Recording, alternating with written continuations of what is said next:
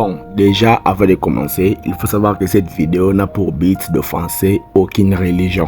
Je pense que tout le monde actuellement connaît Jésus-Christ. Que vous soyez religieux ou pas, le nom de Jésus-Christ vous dit forcément quelque chose. Je ne vais pas entrer dans les détails de la Bible, mais vous connaissez qui est le personnage de Jésus-Christ. Vous savez qu'est-ce que ce personnage représente pour des milliers de personnes, des milliards de personnes sur Terre. L'histoire de Jésus était majoritairement représentée par des écrits bibliques. Mais depuis un certain temps, il y a plusieurs films qui parlent de Jésus-Christ, il y a plusieurs documentaires, il y a plusieurs séries. Donc on a du Jésus par-ci, on a du Jésus par-là. Et récemment, il y a des news sur les personnages de Jésus au cinéma qui m'a vraiment énervé. Je ne sais pas si vous êtes au courant, mais il y avait une série qui se nomme The Chosen. Et cette série, si vous ne savez pas, ça retrace l'histoire de Jésus, de son enfance jusqu'à sa mort, jusqu'à sa résurrection, à sa montée au paradis, et etc.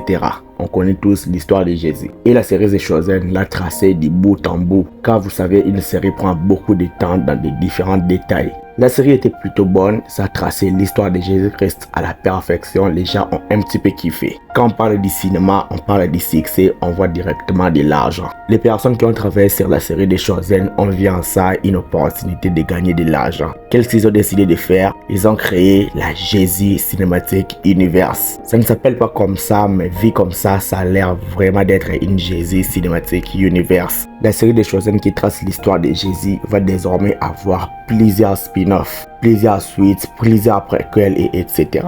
Donc il y a 4 séries qui sont actuellement en développement sur le Jésus Universe. On a une série sur les actes des apôtres qui est actuellement en développement. Nous avons une série sur Joseph, le père de Jésus, qui est en développement. Et nous avons une série sur les personnages de Moïse en 3 saisons qui est actuellement en développement. Et en plus de ça, on a encore une série animée sur les personnages de Jésus qui est en développement. Donc la série des Chosen qui retrace l'histoire de Jésus a pondu 4 autres séries qui vont parler de Jésus en extension.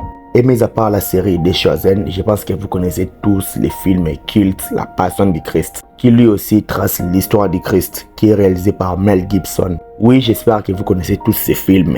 Et la news vient de tomber, vous savez quoi? Le film La Passion du Christ 2 est actuellement en développement. Oui, c'est sérieux. La Passion du Christ 1 raconte la naissance à la mort du Christ. Et on a annoncé La Passion du Christ 2.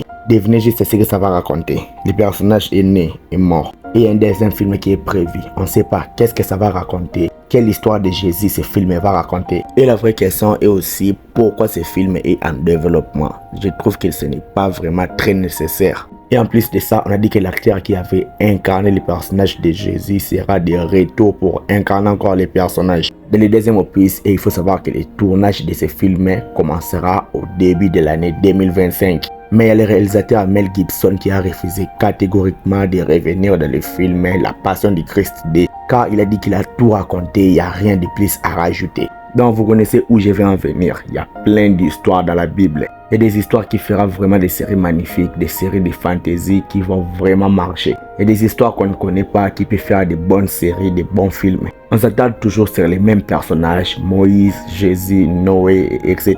Je trouve qu'on tourne un petit peu en rond. Il y a plusieurs films qui parlent de ça. Il y a plusieurs séries qui parlent de ça. Moi, je trouve que vous pouvez faire une Bible cinématique universe. Vous allez développer l'histoire de chaque livre, de chaque chapitre de la Bible. Vous pouvez créer une série où vous parlez de la création avec Adam et Ève, où vous pouvez parler d'Abraham, où vous pouvez parler de David et Goliath, etc.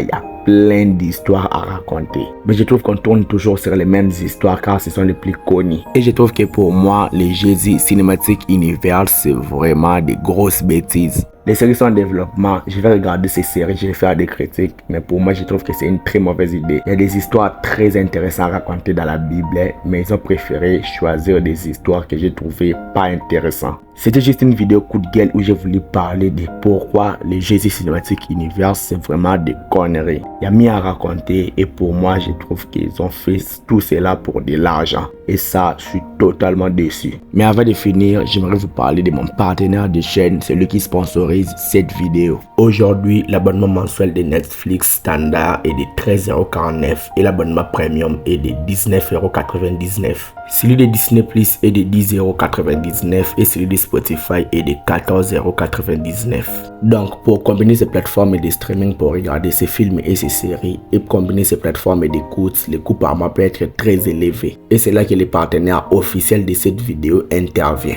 Gamesgo est une entreprise et un site internet avec plus de 150 000 utilisateurs qui vous permet d'une façon totalement légale de payer moins cher vos abonnements, vos plateformes de streaming ou d'écoute.